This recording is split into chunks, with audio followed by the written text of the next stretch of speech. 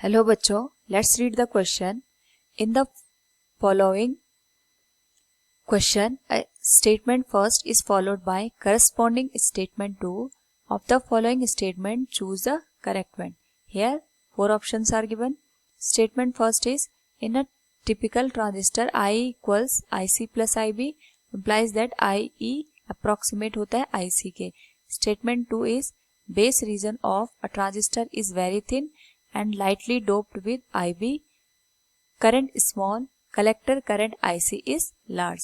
First of all, we will look here the key concept और ये बनता है वर्किंग ऑफ ट्रांजिस्टर. ट्रांजिस्टर किस तरीके से काम करता है उसी के बेसिस पे हम इसको समझते हैं. तो जो ट्रांजिस्टर होता है, बेसिकली ट्रांजिस्टर में तीन रीजन होते हैं.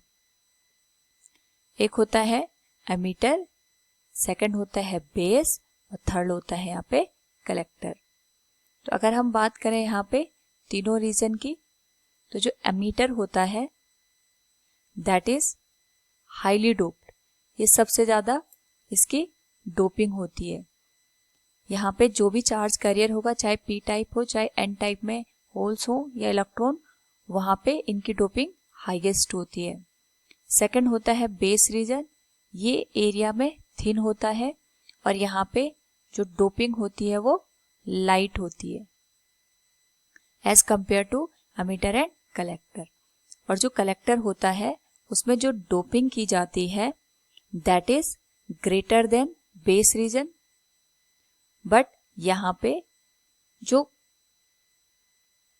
एमीटर होगा उससे इसकी डोपिंग थोड़ा कम रखी जाती है, तो हम इसको कह सकते हैं इसकी डोपिंग मॉडरेट होती है. लेकिन इसका जो एरिया होता है एमीटर और बेस के कंपैरिजन में हाईएस्ट होता है. नाउ अगर हम बात करें यहाँ पे, सपोज हम एनपीएन ट्रांजिस्टर यहाँ पे लेके चलते हैं. तो एनपीएन ट्रांजिस्टर का मतलब हो गया, यहाँ पे जो एमीटर रीजन है और कलेक्टर रीजन है उसमें एन टाइप सेमीकंडक्टर का यूज करेंगे और बेस रीजन में हम पी टाइप सेमीकंडक्टर का यूज करेंगे. मतलब यहाँ पे electrons as a charge carrier होंगे और यहाँ पे holes as a charge carrier होंगे. तो इन केस अगर हम यहाँ पे एनपी रीजन को फॉरवर्ड बायसिंग दे देते हैं, that is it is connected to negative and it will connect to positive. और अगर हम इसको रिवर्स बायसिंग दे देते हैं यहाँ पे, this will be like this, negative and positive. तो इस केस में यहाँ पे जो इलेक्ट्रॉन होंगे उनको बैटरी का नेगेटिव टर्मिनल रिपेल करेगा और यहाँ पे एमीटर रीजन में इलेक्ट्रॉन के मोशन से एमीटर करंट बनेगी. सेम यहाँ पे पी रीजन में या बेस रीजन में रिकॉम्बिनेशन होगा और यहाँ पे करंट बनेगी आईबी. तो जो इलेक्ट्रॉन यहाँ से एमिट हुए हैं, क्योंकि बेस रीजन बहुत ही थिन होता है तो इलेक्ट्रॉन यहाँ पे ज्यादा अमाउंट में रिकॉम्बाइन नहीं हो पाते हैं. एक्सटर्नल फोर्स की वजह से यहाँ पे जो इलेक्ट्रॉन होते हैं वो कलेक्टर रीजन में जाते हैं और कलेक्टर रीजन में जो पॉजिटिव टर्मिनल है इलेक्ट्रॉन को अपनी साइड अट्रैक्ट करता है. इसकी वजह से यहाँ पे कलेक्टर करंट का फॉर्मेशन होता है. तो अगर हम यहाँ पे देखें इस पर्टिकुलर केस में जो करंट है emitter current that will be largest, क्योंकि यहाँ पे जो चार्ज कैरियर होते हैं, जो डोपिंग होती है एमीटर रीजन की हाईएस्ट होती है. It will be the combination of IC and IB. ये दोनों के कॉम्बिनेशन से हमें मिलती है.